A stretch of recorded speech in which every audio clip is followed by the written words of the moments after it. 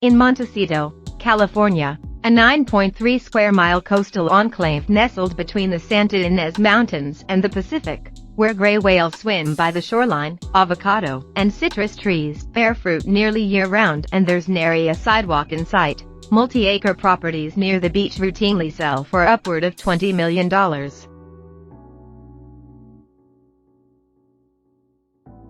You can surf in the mornings and hike scenic foothill trails on weekend afternoons, and look out for celebrities who live nearby, like Ellen DeGeneres, Oprah Winfrey, Adam Levine, and Katy Perry. Yes, the town has ample attractions to lure Prince Harry and Meghan, Duchess of Sussex, into buying a $14.7 million home after stepping back from the royal family last year. But there's another reason the location makes sense. The couple is modeling their new life together on those of the Oprahs and Ellens around them. Through various business moves, 2 new jobs for Harry and a PR-savvy, revelation-packed interview with Oprah herself earlier this spring, they are reinventing themselves as multi-hyphenate American celebrities, the kind who dabble in content, philanthropy, technology, and a tasteful dash of politics.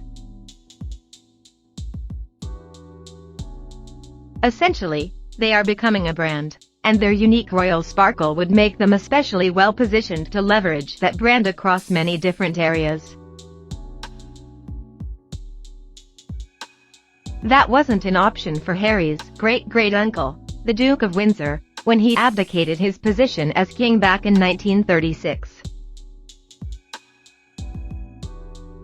But whether this new form of fame will give the Sussexes a happier and more sustainable life remains to be seen. Harry and Meghan will be sought after socially in America and paid generously, some might say exorbitantly, for their celebrity value, said Kitty Kelly, a biographer who's written books about the Kennedy family, Winfrey, and the British royal family, in an email. Not even the biggest U.S. movie star or sports giant can claim Harry and Meghan's link to the British monarchy. Still, the former actress and semi-prince are restyling themselves in the image of such stars and giants who start out in one field and then end up in all of them. Performers like Dwayne Johnson and Jennifer Lopez, athletes like LeBron James and Serena Williams, models like Tyra Banks, chefs like Bobby Flay, and, of course, political families, the most famous recipients of the American royalty moniker. Jacqueline Kennedy was known to use her celebrity for charitable causes. Now the Clintons are creating novels, podcasts, and docuseries. Barack and Michelle Obama launched podcasts on Spotify, the Michelle Obama podcast for her, Renegades with Bruce Springsteen for him, and partnered with Netflix to produce a slate of socially conscious movies and shows, such as the documentaries American Factory and Crip Camp, and the cooking series Waffles Plus Mochi. So by the time the Sussexes made their royal exit in 2020, the blueprint for what to do next was already there. Archie Audio, the podcast they host and produce in partnership with Spotify, launched in December with an episode featuring reflections on the elapsed year from stars like Elton John, James Corden, and Stacey Abrams. On April 6, the couple's Archie Productions announced the first project to come out of their multi-year deal with Netflix, Heart of Invictus, a docuseries about the Invictus Games, the international competition for athletes with disabilities that Harry founded in 2014. Archie, which also includes a foundation, states on its website that all of its endeavors aim to unleash the power of compassion to drive systemic cultural change. It's named for the Greek word meaning source of action, which reportedly influenced the name of their son, Archie. Last week, It announced the couple would be co-chairs of a charity concert in May to help bring coronavirus vaccines to the world's poorest countries. Kelly noted that there's some precedent for royals, or ex-royals, crossing the pond to make money. Sarah, the Duchess of York, the ex-wife of Prince Andrew, partnered with the US-based company, then known as Weight Watchers, as a spokesperson in 1997. The Sussexes, though, seem to be aiming to put a more glamorous and ambitious twist on the Fergie model.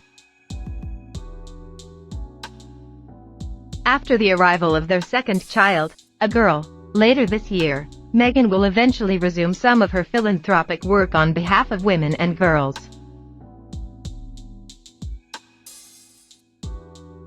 A spokesperson for the couple declined to comment on the record for this article. In March, Harry joined the non-profit Aspen Institute's Commission on Information Disorder, which will study misinformation and disinformation in the United States. He was also named Chief Impact Officer at the San Francisco-based BetterUp, a tech startup that partners with employers to offer coaching that promotes organizational harmony and growth. As soon as the latter announcement hit the internet, the jokes about Harry's new life as a tech bro began rolling in. Prince Harry in a Patagonia vest slamming drinks in the marina after his berries class when, asked one Twitter user. And certainly, Chief Impact Officer is one of those titles that, true to Silicon Valley form, is just vague enough to suggest an amorphous but senior role and a hefty salary. Divina Gamble, managing partner of the management consulting firm Korn Ferry, noted that roles like these, often with impact in the title, have been growing in popularity in both the corporate and nonprofit worlds, and that they often have oversight of how the company promotes or maintains social responsibility. For years, Silicon Valley companies have worked with celebrities in any form they can, often enjoying the free press it generates. Sometimes those partnerships consist of little more than the celebrity showing up, promoting the product, and collecting a check. Justin Bieber, for example, unveiled a dancing robot called M-Robo at the 2012 CES Tech Conference in Las Vegas. Some celebrities, though, try to be more involved in the companies that pay them by accepting similarly amorphous but lofty titles like creative director. Everyone from Justin Timberlake, Bud Light Platinum, to Jay-Z, Puma Basketball, to Lady Gaga, Polaroid, has been a creative director. While it's common for companies to claim that their celebrity employees are doing real work and participating in developing the company's strategy, it's unclear how many are going into an office, looking at spreadsheets, and chatting about their weekends in the kitchenette. BetterUp has stated that Harry will expand on the work he's been doing for years, as he educates and inspires our community and champions the importance of focusing on preventative mental fitness and human potential worldwide. The company did not respond to a request for further specifics, and we may never know them. The Duke of Sussex does not appear likely to post his duties on LinkedIn. Unlike other celebrities as brands, the Sussexes don't have a social media presence, for now. Still, Harry isn't an entirely out-of-the-blue pick for the company. He's been vocal about supporting mental health causes, one of the few remnants of his old life that has carried over into his new one. In 2016, alongside his brother, Prince William, and Catherine, Duchess of Cambridge, Harry led a UK campaign to end the stigma around mental health issues, called Heads Together, 3 years later, with Meghan on board, the same group promoted a mental health campaign called Every Mind Matters.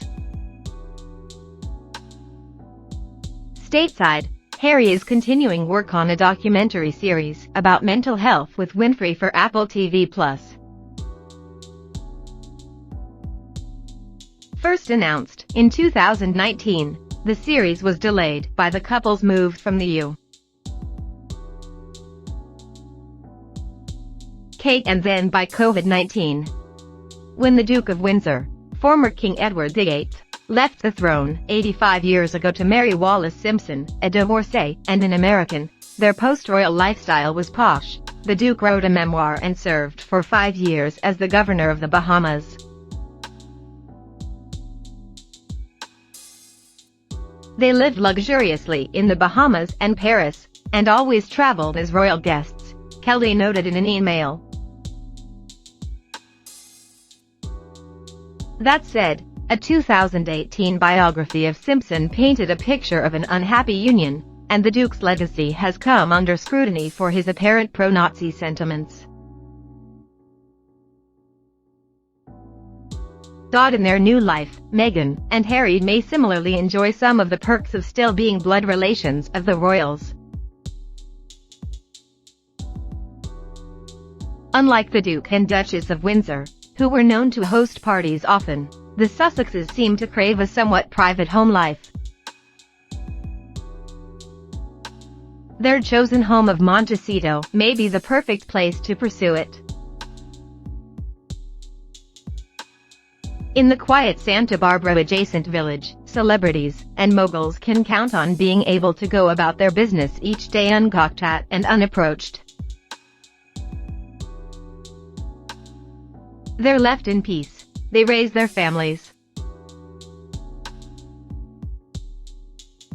and just enjoy kind of an idyllic lifestyle while sending their kids to first-class, award-winning schools, said Joy Dean, a Montecito-based real estate agent for Sotheby's. It's far from the madding crowd, although we're only 90 minutes from Los Angeles. Soon, the Sussexes may be just another hard-working, high-earning, Southern California couple, trying to raise 2 little kids while balancing a tech job, a podcast, an assortment of philanthropic commitments and some projects with Netflix.